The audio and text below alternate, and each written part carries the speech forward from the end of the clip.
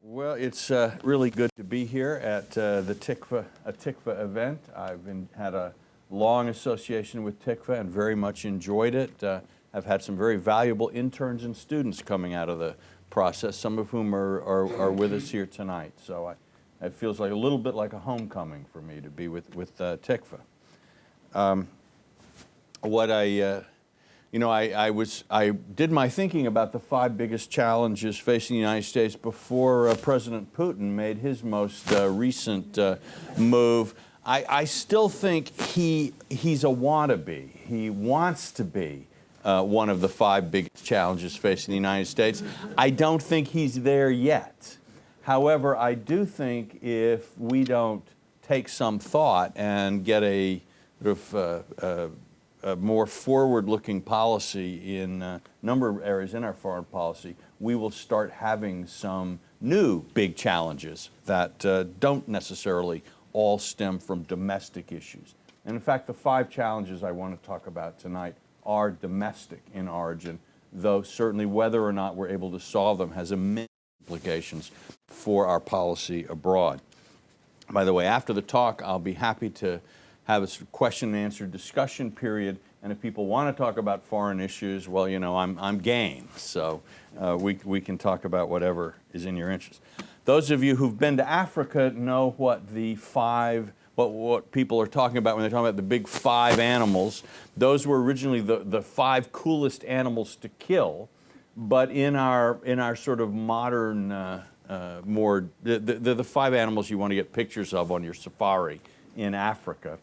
And they're all dramatic animals that present big challenges of different kinds. So that's where I get the idea of the big 5. And I would strongly urge all of you, as soon as you get the chance, to go to Africa and see the big 5 for yourself. It's worth doing. So, the big 5 challenges that we face, many of them come from actually one overarching transformation in our society, that our society is passing through, that has a lot of consequences for us. I think it is a change that is as consequential and as profound and as complex in its way as the Industrial Revolution of 150 years ago. If you go back to the 19th century, a majority of Americans earned their living on family farms and in agriculture. If you had told someone in 1880 that by 1980 fewer than 5% of the population would make its living on farms, they would basically say, well, what are the other people going to do?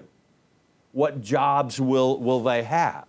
And they could never have guessed, perhaps, at all the jobs in manufacturing and so on that came about. They could never, for example, have guessed that there'd be Americans who made their living working in factories that manufactured fuzzy dice for hanging from the mirrors of automobiles. But that's what the future brought. And I think in some ways, when people talk today about the decline in manufacturing jobs and ask what will people do as we go through this transformation into a different kind of economy, you hear some of the same sort of concerns. You know, what will they do? One answer is, we don't know, but they'll probably find something. People are very inventive. But anyway, this change, we're seeing not just jobs moving to China or Mexico, as people sometimes point out, but jobs replaced by automation. And not just jobs in metal-bashing factories, but also jobs in sort of routine information processing. If you had seen, those of us that are old enough, and I see there are a few of us here who are, to remember what the office environments of the 1960s and 1970s looked like, you would see rows and rows of typists.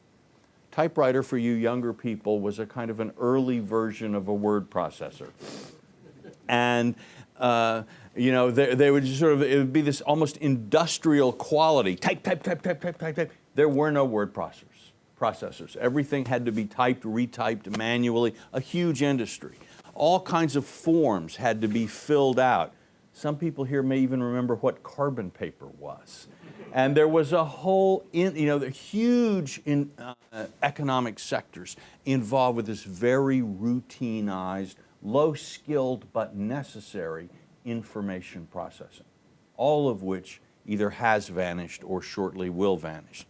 Personally, having worked in some of those jobs in my youth, I say thank God. But it does, the transformation is creating some difficulties. So what are the 5 challenges in the light of this shift in the economy that we're looking at? The first one really is this question of jobs. It's clear that a lot of the jobs that we used to rely on are vanishing. Manufacturing used to employ about 35% of the American workforce. The last time I looked, that was down to about 12 or 13%, and most people think it's going to continue down. Even though we're talking now about resourcing, we are not going to see a recreation of this mass blue-collar industrial working class. Automation will take care of that. And likely what we're going to see in the future is that manufacturing, the share of the population engaged in manufacturing will fall close to the share of the population engaged in farming. Right? Not because, you know, we have not hollowed ourselves out as a nation by ending farming. It just doesn't take that many people to make all the stuff that we want to eat. And in the same way, today America manufactures more stuff than we did in 1960. It just doesn't take that many people to do it. American manufacturing isn't fading away. American employment in manufacturing is fading away. And as I said, there are these information processes, these clerical jobs. Insurance companies used to have teams and teams of people on floors and floors of skyscrapers doing all kinds of work. Think, again, for you young people, think how banks worked before there were things like Excel. And you would have row on row of guys in green eye shades working on adding machines, doing numbers. Today, one person with one Excel spreadsheet could probably replace an entire room of those workers. So, and at the same time, by the way, that the jobs in manufacturing and jobs in routine information processing began to fade away. Well, the population wasn't dropping. There was downward pressure on wages for the kinds of people who used to have these jobs. One response to that in many American households was that women who didn't work in the past started to work in the 1960s and 70s and 80s to supplement their husband's income, which meant that the rate of employment growth was down, but the rate of workforce increase was up. Wages fell, stagnated. And we've seen for more than a generation, it's been very, very difficult for wages to rise. That's a social problem, it's an economic problem, it's a political problem. All right? Solving that problem is one of the biggest challenges the United States faces. We can't do it by promoting manufacturing. We can't do it we can't really require our insurance companies to hire hundreds of useless clerks. And by the way, this is going to get worse. So far, government has resisted the kinds of productivity enhancing reforms that a lot of the private sector has done. You can still find rooms of clerks in government offices. This will accelerate. This will continue. So where will the new jobs come from and how do we create them? And I don't have all the answers to that. You know, I said I was going to talk about the 5 big challenges, not the 5 big answers that we face. And that's important. That's an important difference. But I can give you some idea, and I'll try to do that. The new jobs are likely to be in services. We are going to have fewer automobile makers and more ballet teachers in the 21st century. Those kinds of service jobs, if we look at the history of job creation, are likely to be in small businesses. We don't know what a lot of those jobs are going to be any more than somebody 150 years ago could have predicted the rise of the fuzzy dice manufacturing industry, or the fizzies industry, or the many other sort of manufactured products that came to exist in that consumer society. I can think of some things that I wish we already had. I wish there was some kid just out of college in my neighborhood, for example, who sort of went around and checked with people like me, what's your phone, what phone service are you using, what kind of apps do you have on your computer, what are what software are you using. Look at that, look at what I do, and make me some recommendations about how I could save money. And maybe if I was having a problem, I call them. I myself would gladly subscribe to a service that offered that. I think there are other ways in which the internet and the avalanche of information is creating jobs or potential jobs. In the early days of the internet, one of the things it did was it killed the travel agents of America. Because who needed to pay a fee to a travel agent to book you a routine ticket when you could just go to the website or Orbitz or whatever and get it? But precisely because there's so much information now, what flight should I take, what hotel should I stay in, and so on and so on. I would actually, again, be willing, if there were somebody I trusted who was willing to sort of help me do that better, a lot of people would want to do it. You think about college counseling. Again, you can go through, even private schools, what you have is you have a large number of students and a small number of guidance counselors.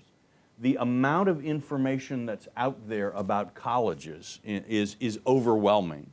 Most parents only go through this a couple of times at most.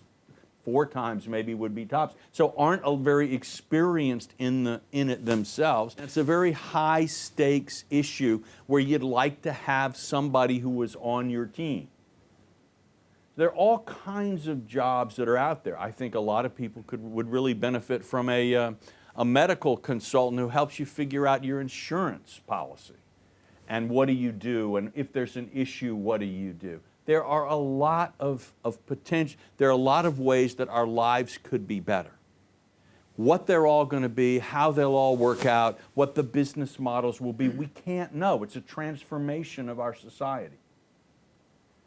But I think what we need, I can point to 2 areas of policy change that I think would help us get somewhere there. One would be, we need a tax system, we need zoning practices, we need a legal framework that's going to favor the creation of small, undercapitalized or lightly capitalized businesses, startups. Right now in a lot of American cities, suburbs particularly, it's illegal often to operate a business out of your home. All right? That's wrong. That's wrong. Those kinds of, maybe it should be illegal to have like a huge pizza manufacturing business in your home. But a kind of at the kind of a hub of a small service enterprise, why not? So that's one thing we could do. So there are a lot of changes of that kind. We could change payroll tax regulations. Right now, the government would like us all to work for somebody else. You're easier to tax, easier to monitor. There are all kinds of disincentives for people trying to become self-employed in the tax system. For example, some of you may not know this, particularly the younger people here. If you want to go set up your own business, you will end up having to pay double the Social Security of a regular person. You're going to have to pay your half and the employer's half of your Social Security, which because Social Security only goes up to the first $110,000, is a very regressive, very heavy penalty tax. The IRS really hates it if you try to get a deduction for using your home office. That's an audit flag, and they really go after. So there are a lot of ways that policy could change to help stimulate a generation of small business formation by young people who aren't finding the jobs and the careers that the old system used to offer. But another thing that we could do and need to do, I think, is change the way our school system works. The American school system, not only K-12, but also college, is really a product of an industrial era society. It's about socializing people to sit in a large assembly line, follow directions, do what you're told, be patient, develop what the Germans call Sitzfleisch, the ability to sit down without moving, right? And also to sort of socialize you to this idea that you follow the rules and you get a promotion. You stay with the herd. So we have all these kids that it's like, prisoners who after 20 years in prison, they're institutionalized and they've lost the ability to survive outside the routine and the structure of prison life. So we have all these kids who spend 16 years of their lives being organized to to live in an economy that's passing away. So you almost always ask, every college senior is asked, what are you going to do? And it means, what jobs are you going to apply for? Right? We don't say, what business are you going to start? Maybe that should be the routine question, and maybe schools should be trying to socialize people into the sort of creative, entrepreneurial, risk-taking mentality that's going to be necessary in this new kind of environment, which I would suggest is a school reform, far more sweeping and complex than some of the ones that are on the table, but I think is important. Again, I'm not trying to offer you a complete answer to all America's problems tonight. I'm just trying to spark some thinking, creative thinking about these challenges. So what's the second challenge? I call this the service crunch. I mean, I said we're moving to a service economy. The big industrial services in America actually aren't working that well. The two biggest are healthcare and education. Now, they provide good outcomes for a lot of people. I have great doctors, and I'm so glad the President promised me I could keep my doctor as well as my plan. Nevertheless, it's, if you look at it, A, Americans pay more into our healthcare system than citizens of many other countries do, and B, we get less out of it. You can't see that our health is better for all that money spent. But C, and this is even more serious, I think, the trend of healthcare costs is inexorably rising and rising faster than the overall rate of inflation. The clear direction here is that we are approaching a point where I don't care whether you have single payer, I don't care whether you have a private insurance system, I don't care I don't care what you have, we will not be able to pay for the health care that we want and need. The system is not capable of producing the quantity and quality of services that we want. One result is that we face as a country national bankruptcy if you project out where the costs, the government costs to health care, and it's not just Medicare and it's not just Medicaid, those are very large. Look at what the cost of health care for veterans is doing to the defense budget. We are doctoring and nursing ourselves into bankruptcy because our system isn't working very well. The education system, by the way, look at the college system. Fortunately, I think we've got some people here from Macaulay Honors College that has avoided some of the cost inflation, although City University, I guess, used to be free. But the rate of tuition increases, again, has been for decades higher than the overall rate of inflation. I read something recently said that, if you have a baby and you want to send your kid to Harvard, if you put enough money now in the bank in order to pay for your kid's education, by the time your kid is old enough to go to Harvard, you won't be able to afford it because you can't earn enough money on your money to keep pace with this rising tuition. All right? In the 21st century, we're going to need more education, not less. I'm not trying to do some kind of know-nothing, I hate all those eggheads lecture here. I'm trying to say that it's just a matter of reality. We're going to need a lot of education in the 21st century. People are going to have to repeatedly train themselves for new jobs and new opportunities as the economy changes. I think the trend in which we're going to need to spend more years of our lives acquiring skills and so on to function effectively is likely to continue. So if we can't fix our service delivery problem, we're going to have bottlenecks in these key systems. You can also, productivity is rising more slowly in healthcare, education, and government. And by the way, I'm now up to almost half of GDP when I throw government on top of these other industries. where we will not be able to grow economically effectively unless we find ways to increase productivity in the services. There are a lot of things that involves, and again, we're talking about a social transformation as complex as the transformation from a pre-industrial to an industrial society. So I'm not in one talk going to be able to give you a complete vision of this. But let me make a couple of suggestions here. One big problem that we're going to be having in the service sector, and I think it's already a very serious one, is familiar from the time of the Industrial Revolution. When they started to introduce these mechanical looms that were much more effective, efficient than the old skilled trades of spinners and weavers, the spinners and the weavers thought this was the worst thing in the world. First of all, the quality wasn't nearly as good as they could make with their tried and true methods, but also, it made their skill, it changed their relationship to the market in ways they didn't like. And they fought it with everything they had. They fought it with politics, they fought it by burning looms, they did what they could to stop it.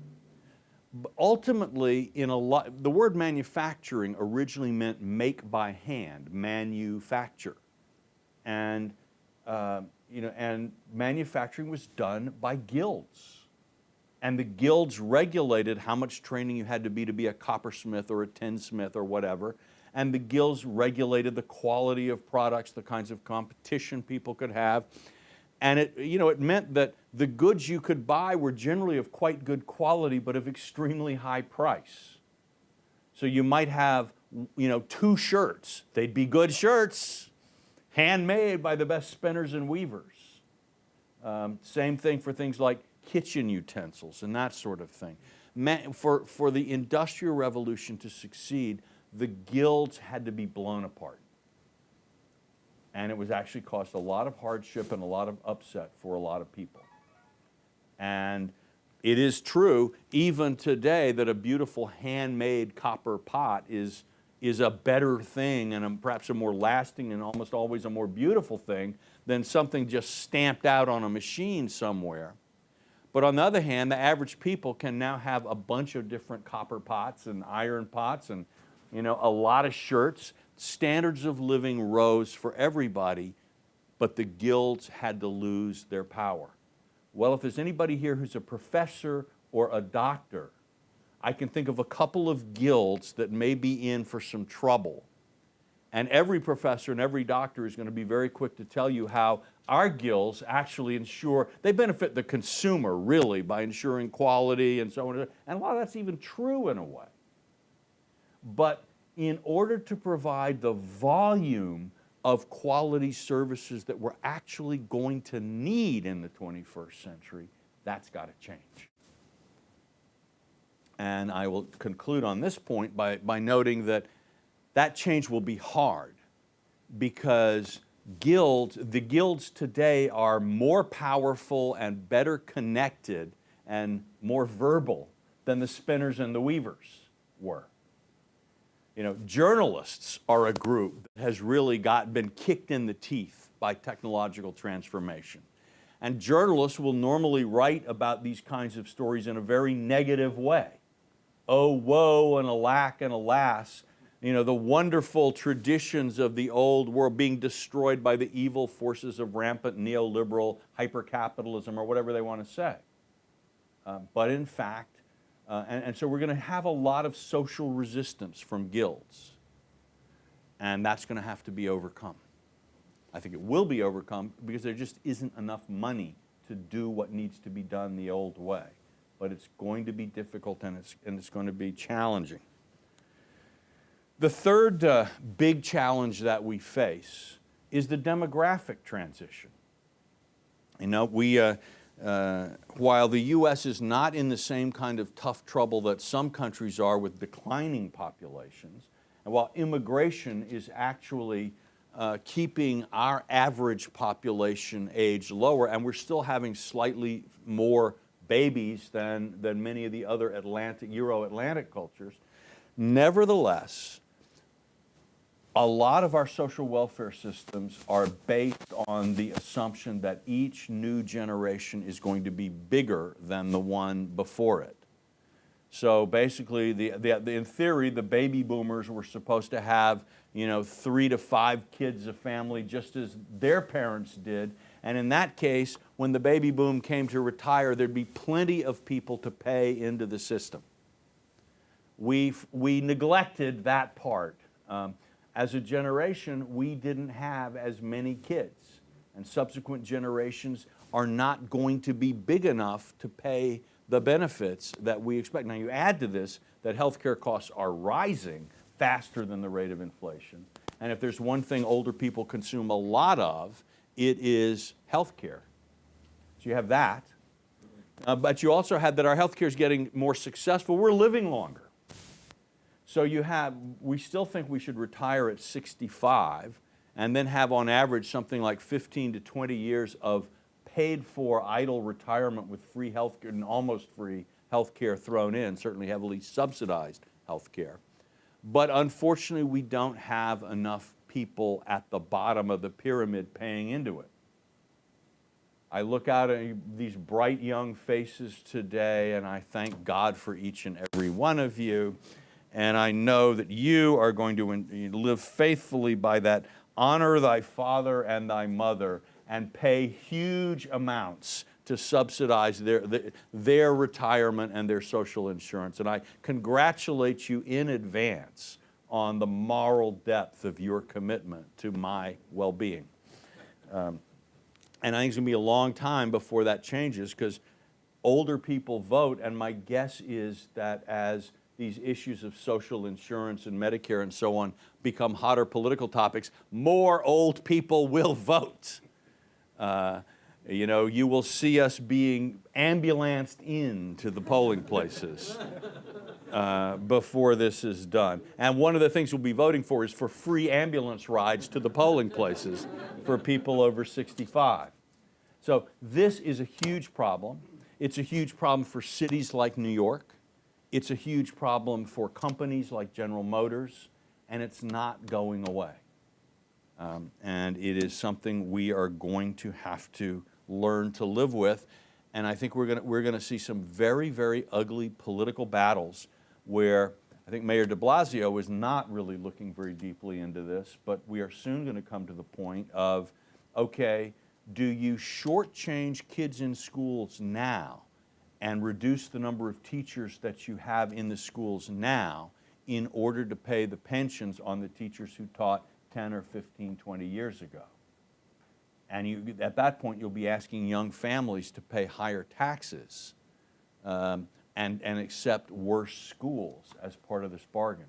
I think already, when you look at how New York has neglected infrastructure, some of you, I think, have read the stories about that, that terrible gas explosion and how this seems to point to a lot of the gas mains in the city are not. Well, do we continue skimping on necessary health and safety infrastructure, or do we skimp, do we not honor pensions for retired city workers? These things are real choices that we will not be able to avoid or ignore.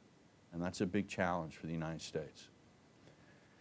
The last two challenges that I wanted to talk about are different kinds. These first three are sort of wonky challenges. Policy people have to, need to think about. These are the kinds of things that think tanks can really chew on, and where government policy, for better or for worse, can have a real impact.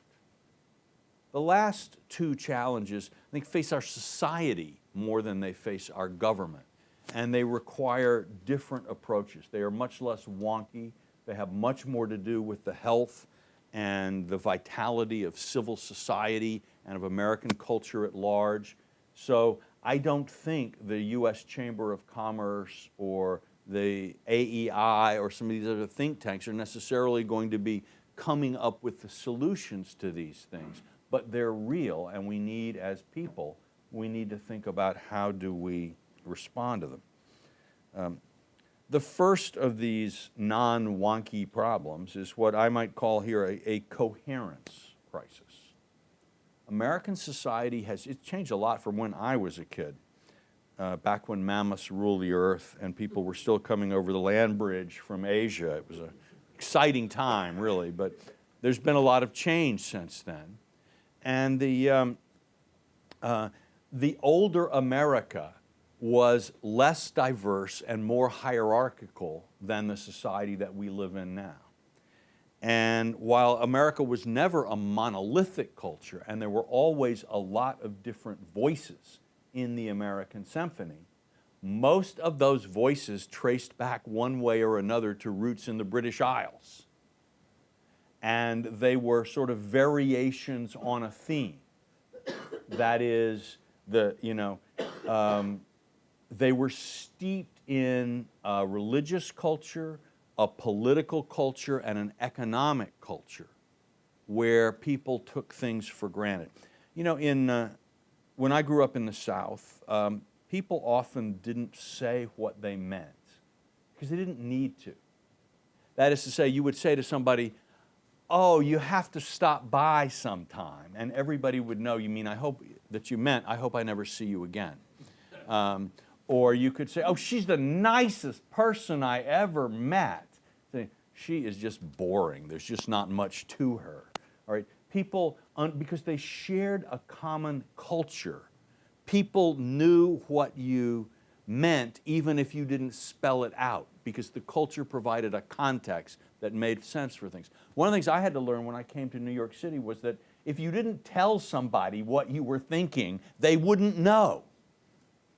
Because people in New York come from all over the world and all different kinds of backgrounds, and the same little sayings, or they don't have the same expectations of each other. Again, you go to Japan, it's the same. In Japan, everybody kind of knows. The Japanese can say, can just say "ah" in a way that you would have to talk for half an hour in New York to convey exactly those shades of meaning, right?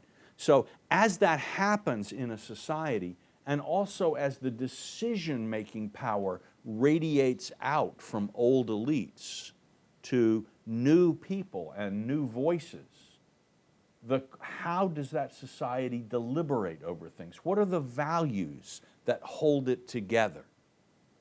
Again, in 1830, basically, Anglo-American Protestantism would have covered the big questions were, how do you settle differences between Methodists and Baptists?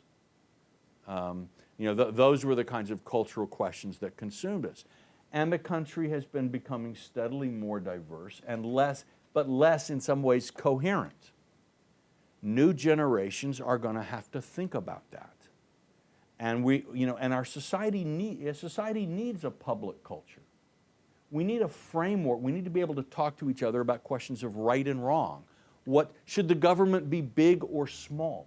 Well, that depends. What is society for? What things should a government do? What are our values? How do we talk? How do we have a conversation about trade-offs?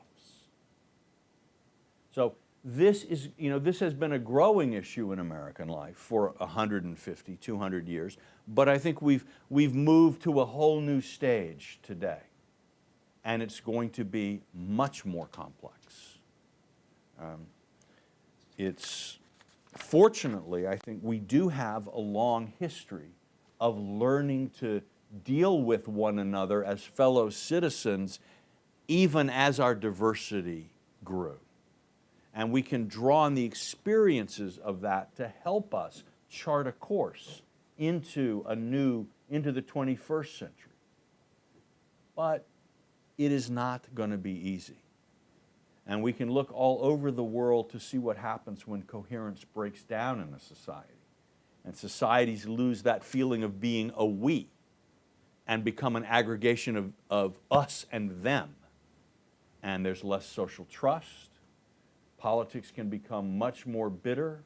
I think we see some of that now in some of the divides between different ideological streaks in the country, a bitterness and an intensification of some differences. And we lose the power to talk to each other.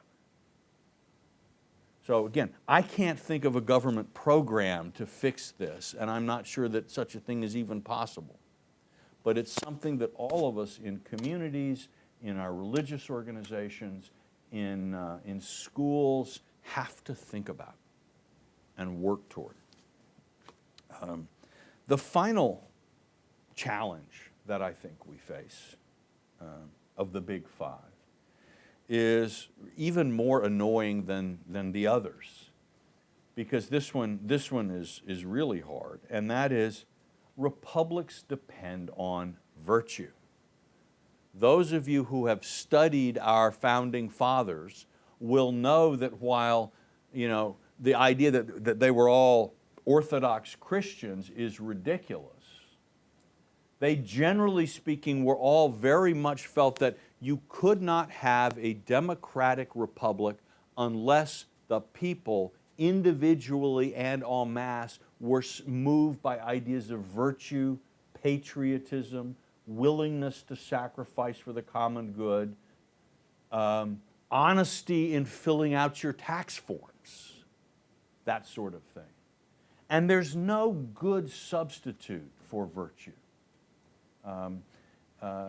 You can't, when everybody is thinking, what do I get out of the Commonwealth rather than what do I put into the Commonwealth, when ideals like service vanish, I would recommend that you read This Town, a recent book on Washington, D.C., which really explores a growing bipartisan culture of corruption.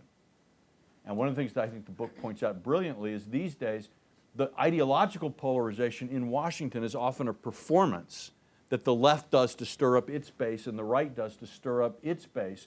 But the goal of these politicians who are doing all of this ideological pontificating is to retire after 15 years in Congress or the Senate and join a lobbying firm where they're going to work with Republicans and Democrats in perfect harmony, liberals and conservatives, dedicated to the one true goal of making as much money as possible for themselves and their clients.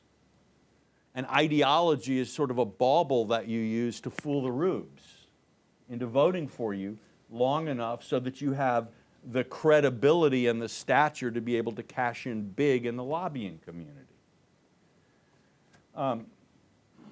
You cannot make a people virtuous who don't choose to be. You can't have enough policemen. You can't have enough IRS auditors. And of course, the IRS auditors won't be more honest than the average person. You cannot police an unvirtuous society into the kind of virtue that a republic requires. Now, I think in some ways these last two problems are somewhat connected, because very often our ideas of virtue come from either the religious traditions in which we grow up or the cultural traditions in which we grow in families.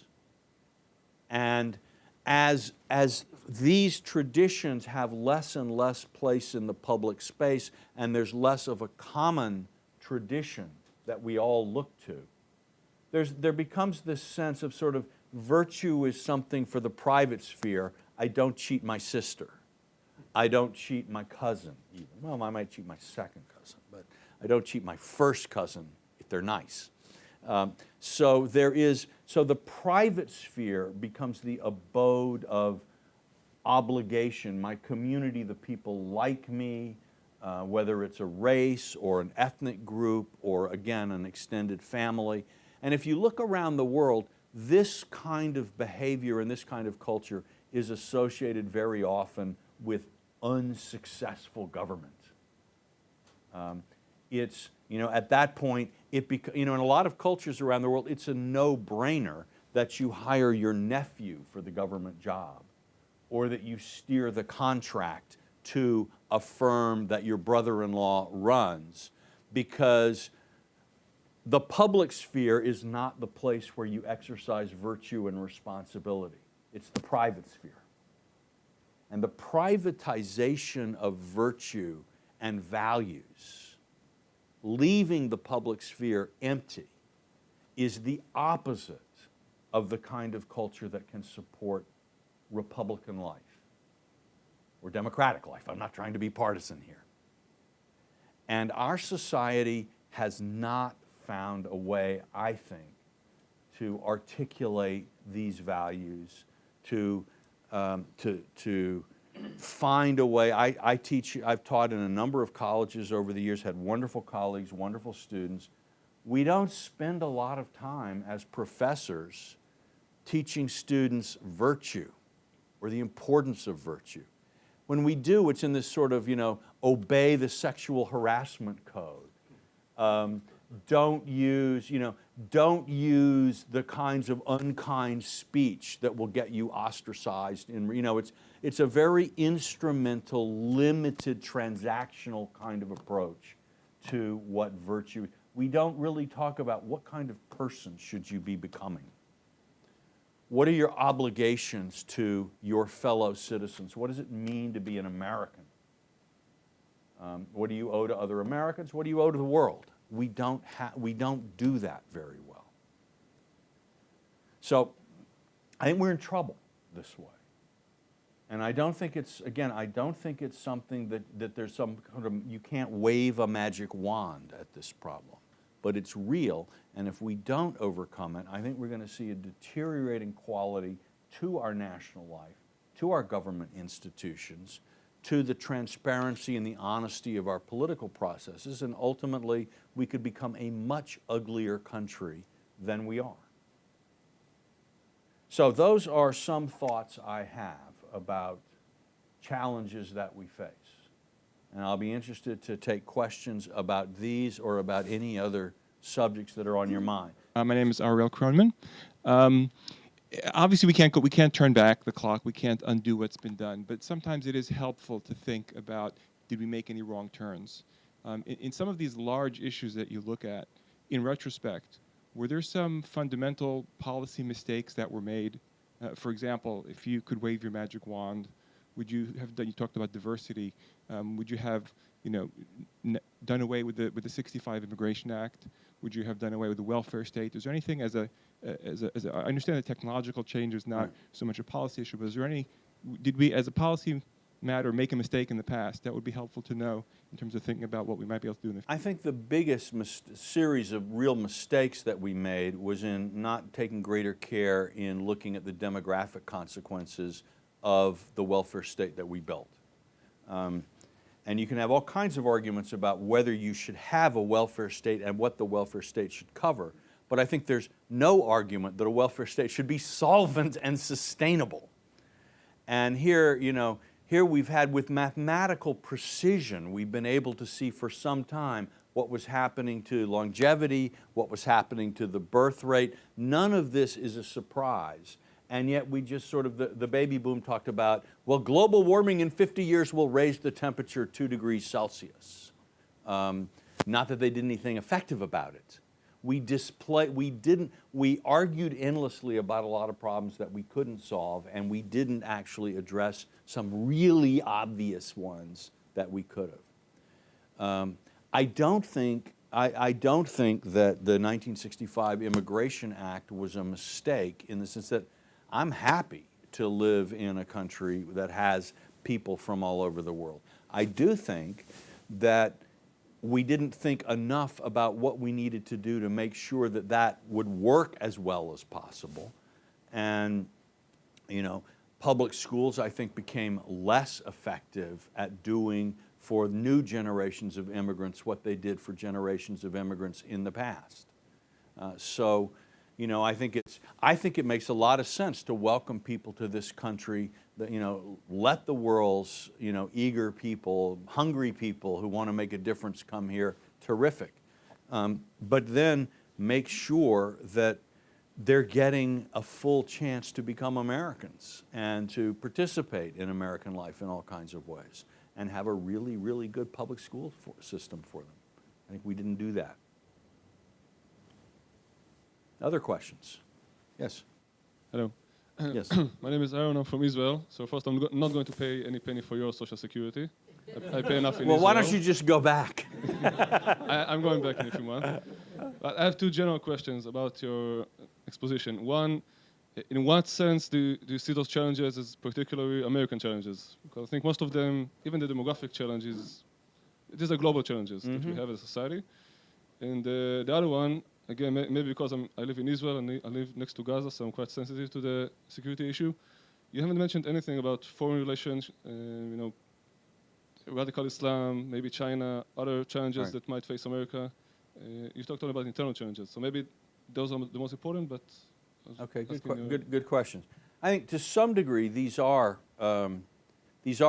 questions that other countries have, but maybe in a slightly different form, and in every country some of the same, some countries are still trying to become a modern manufacturing economy.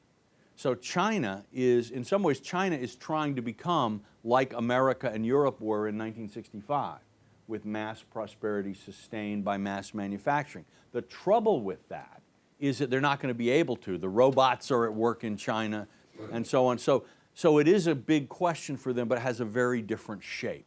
So I was really talking specifically about the way some of these larger problems exist in this particular context.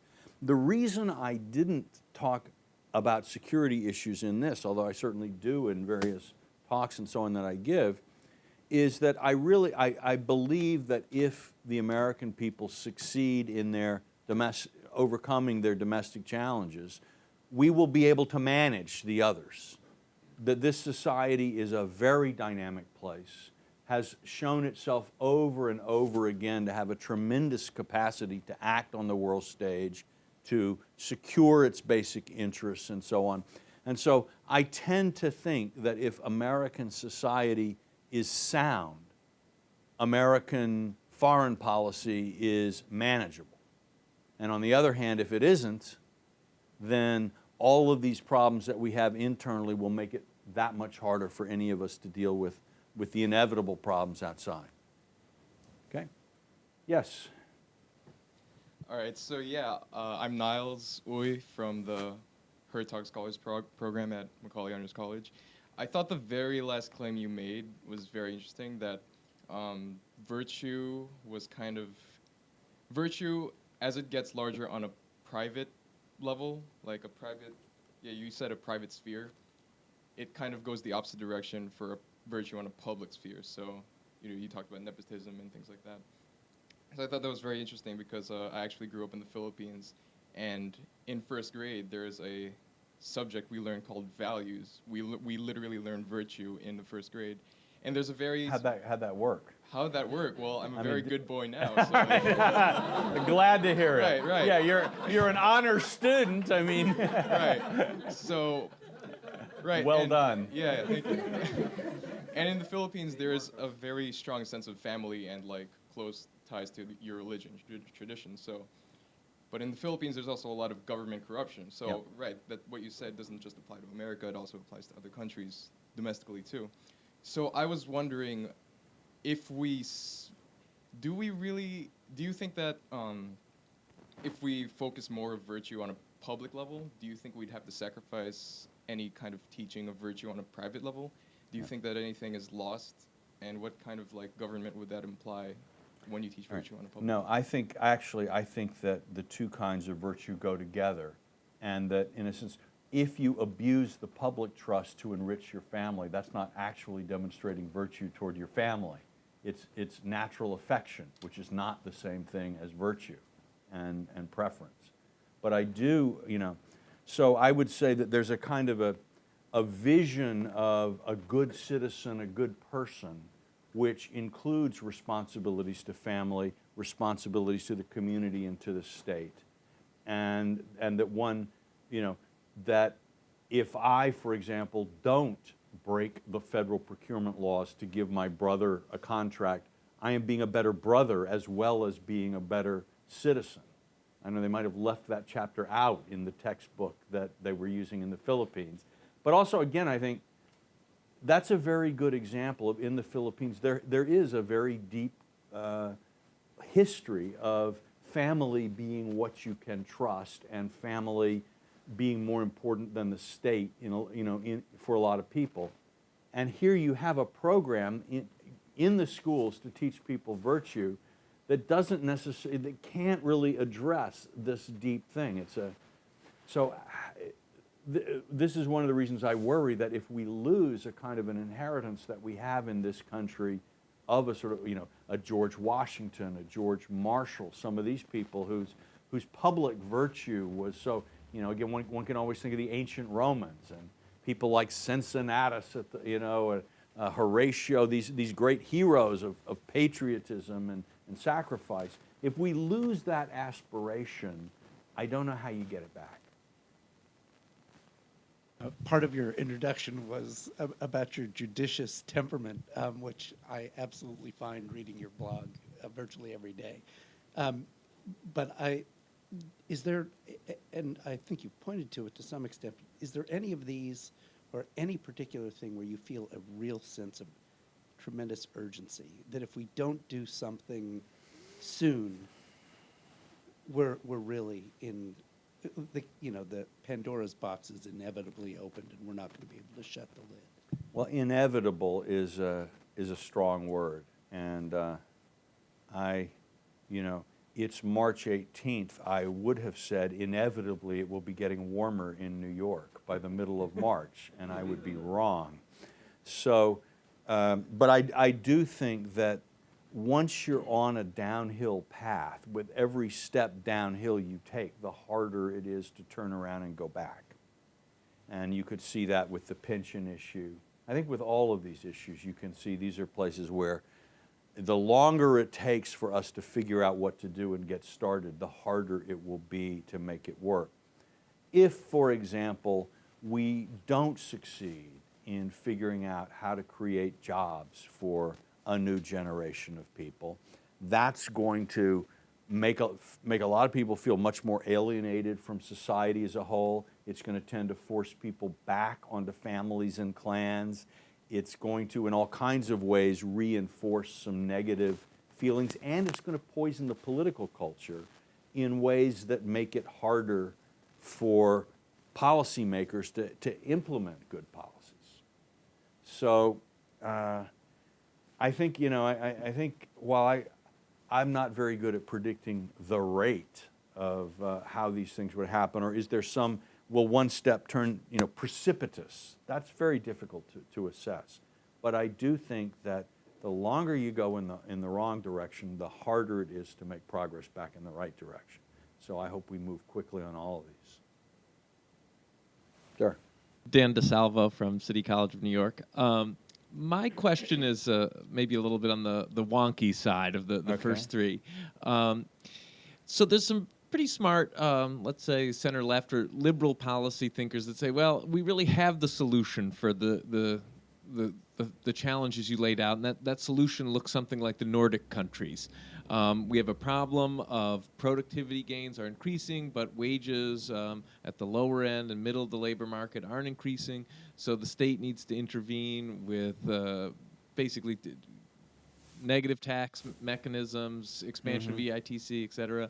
And the state can intervene in those areas for other problems of family breakdown, and families will get probably worse rather than better, but the state can intervene with early childhood education, pre-K. So the kind of, what we really need is, or what we know is going to happen is just the road to Sweden, you could say, or the road to Stockholm, rather than the road to serfdom. And that's more what the future is going to look like. I guess I'd just be curious of your response to that sort of ensemble of policy prescription. Right.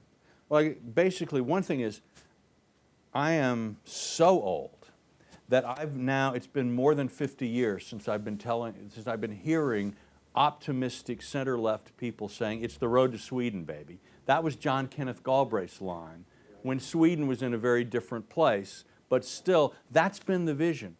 And as far as I can tell, we haven't gotten a single step closer to Sweden in 50 years, and it's because America isn't Sweden. If Sweden had Alabama and Mississippi and Texas and Arizona in it, Sweden wouldn't be Sweden either. In many ways, the question of making policy in the United States is much more like making policy for Europe, for the European Union, than it is for any single country. The analog of Sweden in the United States is Oregon. And Oregon in the things that the state of Oregon can do, has done some very interesting and enlightened things from either a center-left or a center-right perspective, as far as I can see. But Texas ain't going to do them. And I think for somewhat different reasons, California maybe would like to, but can't, given the nature of California political society. So while I think there is a lot of abstract merit in some of the policies that places like Sweden and Norway and Denmark have adopted, I think the lessons that they have to teach us are limited, not so much because what they're doing is wrong, it's just that it just isn't where we can go as a people. And you've got to look at the options that this polity, with its mix of cultures and values and its history, it makes sense here. It's interesting, you know, a state like Minnesota is a lot more like Sweden than some of our other states, and that's because a lot of people in Minnesota are Swedes. My guess, by the way, is that I think we're already seeing in some ways that in the Scandinavian countries, as there is more ethnic and religious diversity, some of these policies are being tested in some ways. I think they're coming up with some very interesting and creative approaches. But I wish I thought that were an option, I suppose. And in the abstract, there's a lot of merit, if that makes sense. Hello, I'm Sari Shear. There's a sixth big issue that you didn't mention, and that has to do with the fact that there is really no forum for an open, honest policy discussion. Our policy makers, our leaders, don't seem to be getting even little things done, no less big things done. So maybe you could just talk about that and what can we do? We can theorize about this, but what can we do? What has to happen to take us out of this inactive state we're in now? Well, it's hard. I mean, it is interesting. I was down in Washington not long ago, and one of the Republican members of the Senate Foreign Relations Committee asked me to drop by, so I did. And what he basically said is the real problem in our foreign policy right now is there's no place in the government where people talk about strategy and how to fit policies together. So everything is in a silo. But our Pakistan policy isn't necessarily connected to our Syria policy, connected to our China policy, connected to our trade, and so on. It doesn't work that way, and there's no place where we have that conversation. And I thought to myself, well, gee, the Senate Foreign Relations Committee, if there was going to be a place, it would be the senior body in the U.S. legislative branch that deliberates, and the body that has the constitutional responsibility to give advice and consent on foreign policy. And then I had some friends over in the Obama administration in the State Department, and I went over to see the policy planning people. And what I heard from them is the same thing. There's no real place in our government where people talk about these big picture things. And here's the policy planning. That's, what do you do all day? And there isn't that kind of debate. Now, my advice would be to, any of you who find yourselves elected to the Senate and on the Foreign Affairs Committee or working for policy planning or in the National Security Council staff, that's your job. Right now, our foreign policy debate, and I follow this more closely than I do many of our domestic debates, is talking heads on cable news. Some of this I would actually I think goes to the top. I think both President Bush and President Obama are alike in one way. They didn't do a very good job of bringing the American people into a conversation about what's the purpose of American foreign policy, what is America's strategy, what are we trying to do, what are we avoiding doing. The speeches that they did gave tended to be short and rhetorical. Probably the best forum in the United States on a day-to-day basis for foreign policy is the NewsHour, the PBS NewsHour, which is about the only place where people can talk for more than a 30-second soundbite about some of these issues. So it's a difficult issue. I think it's also true domestically. I think universities could do more about that. Again, universities, we tend to be specializing and getting into our silos. We become a nation of specialists, but our problems are not actually specialist. Our problems are generalist, and we need to learn how to think in a different way, a more horizontal way than in all these silos. It's the best answer I have. I'm Chen. I'm a student at the Macaulay Honors College. I was reading a couple of days ago that the state of Mississippi takes in substantially more federal tax dollars than it gives back to the federal government, which means that if the government were run like a business, Mississippi would be fired. There are huge regional differences between states in terms of their economic productivity, their quality of life, and so on. But when we discuss differences among American people, we tend to split it along gender, racial, or ethnic lines. What do you think can be done to legislate effectively at the federal level two different regions of the United States, which are essentially different countries? That's one of the reasons I don't think we can be like Sweden, is exactly these very, very sharp differences, not only in economic level, but in cultural preferences. So I would actually argue one of the reasons that for many years progressives saw that it was important to move power up to the federal government was actually, with the kind of information technology that existed in the 30s, 40s, and 50s, you actually needed to centralize administration and bureaucracy. There was an additional reason, really, that got a lot of attention in the 60s and 70s, which is that not all the American states were committed to equal opportunity for all of their citizens. And so there needed to be a federal role in protecting minorities in some states. And as a native South Carolina, I think that was right. But I think today, with more, I think government can be more flexible today. And one of the advantages America has over many other countries, and one of the reasons we might be able to solve some of these problems, I think we might find ways of pushing more decisions down to local and state levels. People in Vermont have a very different set of ideas about the way they'd like to live than a lot of people in Alabama do. Well, okay. I like myself the idea that we have 50 laboratories of democracy in the United States, and Kansas, if it wants to go on a kind of a red streak and do all this ultra-conservative Republican stuff, can do it. And if California wants to save the whales and everything else it can think of, it can do that. And then we, as a people, we can just look and see, well, how's that going? And then people, we can learn, all our states can collectively learn from the experience. So I would actually, while I do think we must preserve, and our Constitution makes a special issue of race, we must preserve that and can't let any states cheat on that part of it.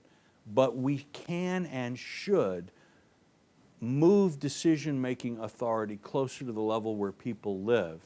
And I think at that point, you might see more Sweden-like things emerge or more very different ones emerge, that we would try a lot of different things and see what worked. So I actually think that's a very hopeful possibility.